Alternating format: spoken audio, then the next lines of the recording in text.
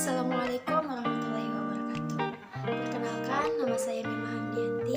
Saya dari kelas D, no NPM 10 12 15 39. Saya di sini akan membahas tentang Islam akhlakon. Bahas 3 materi. Yang pertama yaitu definisi akhlak, yang kedua yaitu kedudukan akhlak dalam Islam, yang ketiga yaitu gambaran masyarakat Islam. Yang pertama yaitu definisi akhlak. Akhlak merupakan sebuah sistem yang mengatur tindakan dan pola sikap manusia dalam menjalani kehidupan sehari-hari. Menurut Imam Al-Ghazali, akhlak merupakan salah satu sifat yang tertanam dalam jiwa manusia yang dapat menimbulkan suatu perbuatan yang mudah dilakukan tanpa adanya pertimbangan pemikiran lagi. Yang kedua yaitu kedudukan akhlak dalam Islam, dibagi menjadi 5. Yang pertama yaitu akhlak terhadap Allah, yang kedua yaitu akhlak terhadap Rasul, yang ketiga itu akhlak terhadap diri sendiri, yang keempat yaitu akhlak terhadap orang lain, yang kelima akhlak terhadap alam. Yang pertama yaitu akhlak kepada Allah atau akhlakul ma'allah. Akhlak kepada Allah dapat diartikan sebagai sikap atau perbuatan yang seharusnya dilakukan oleh manusia sebagai makhluk kepada Tuhan sebagai al-Khaliq atau pencipta. Sehingga akhlak kepada Allah dapat diartikan segala sikap atau perbuatan manusia yang dilakukan tanpa dengan berpikir lagi atau spontan yang memang seharusnya ada pada diri manusia sebagai hamba kepada Allah sebagai al-Khaliq. Umat Islam diwajibkan berakhlak baik kepada Allah Subhanahu wa taala dengan bertakwa kepadanya. Allah Subhanahu wa taala yang telah menjadikan umat Islam dengan sebutan sebagai umat terbaik yaitu khairul ummah kepada Rasulullah atau al-Khaliqu ma'ar Rasul. Akhlak al-karimah kepada Rasulullah adalah taat dan cinta kepadanya. Mentaati Rasulullah berarti melaksanakan segala perintahnya dan menjauhi larangannya. Ini semua telah dituangkan dalam hadis sunnah beliau yang berwujud ucapan, perbuatan, dan penetapannya. Itu akhlak terhadap diri sendiri atau al-akhlak ma'an nafsi. Yang pertama itu akhlak terhadap diri sendiri adalah sikap seseorang terhadap diri pribadinya baik itu jasmani maupun rohani. Kita harus adil dalam memperlakukan diri kita dan jangan pernah memaksakan diri kita untuk melakukan sesuatu yang tidak baik. Yang kedua yaitu Dr. Muhammad Al-Hashimi dalam bukunya Syakhsiyatul Muslim menyebutkan bahwa akhlak seorang muslim terhadap diri sendiri itu mencakup 3 aspek, yaitu fisik, akal, dan ruhnya. Yang keempat yaitu akhlak kepada sesama manusia atau al-akhlaqu ma'al insan. Akhlak kepada sesama manusia berarti kita harus berbuat baik kepada sesama manusia tanpa memandang kepada siapa orang tersebut sehingga kita mampu hidup dalam masyarakat yang aman dan tentram.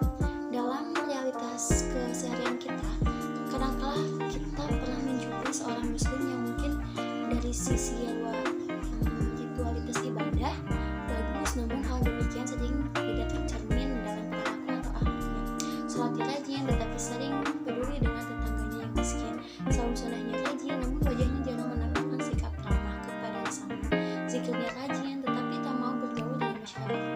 Demikian seterusnya. Tentu saja muslim demikian bukanlah muslim ideal dan berakhlak al-karimah apalagi menjaga muru'ah atau kehormatan.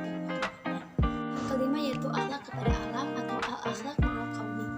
Alam ialah segala sesuatu yang ada di langit dan di bumi serta isinya. Selain Allah, segala sesuatu yang berada di sekitar manusia, baik binatang, tumbuh-tumbuhan maupun benda mati, Allah Subhanahu wa taala menciptakan manusia sebagai khalifah yang diberi tugas dan kemampuan oleh Allah untuk mengelola bumi dan mengelola alam semesta ini. Sudah seharusnya melestarikannya dengan baik, tidak merusak alam maupun bumi.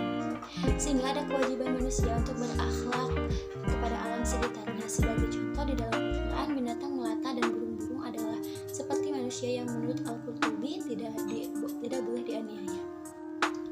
Yang ketiga yaitu gambaran masyarakat Islam. Gambaran masyarakat Islam apabila menyeleksi lebih dalam masyarakat Islam yang sebenarnya setidaknya ada 2 rujukan yang digunakan. Yang pertama melakukan pencarian dan interpretasi konsep yang mendekati gambaran masyarakat Islam dalam Quran. Konsep yang banyak dirujuk ialah ummah. Beberapa konsep ummah yang dimaksud ialah yang pertama umat muslim, yaitu masyarakat yang berkhidmat, tunduk dan patuh dan pasrah kepada Allah. Yang kedua itu umat wasato, yaitu masyarakat pertengahan atau moderat yang memiliki peran sebagai syuhada adat nas. Yang ketiga yaitu umat wahidat, yaitu masyarakat yang satu dalam agama, iman, dan kebenaran. Yang keempat yaitu khairul umat, yaitu masyarakat yang berorientasi pada nilai-nilai keutamaan atau al-khair dalam proses kemajuannya, memungkinkan berjalannya mekanisme amar ma'ruf nahi munkar serta mendasarkan orientasi nilai-nilai al-khair dan mekanisme amar ma'ruf